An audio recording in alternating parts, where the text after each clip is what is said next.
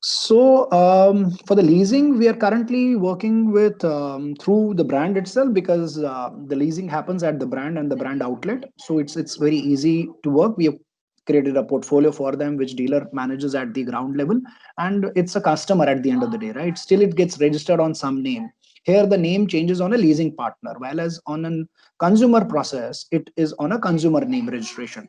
So for me, it doesn't make that difference. But what is the difference is like that how it is getting enabled in terms of process at the other side of the window, which means if a leasing company is taking, are they really keeping a value chain of bringing the customer vehicle back for the service in the right time or not? This is wherein we had been working upon, and that's so important.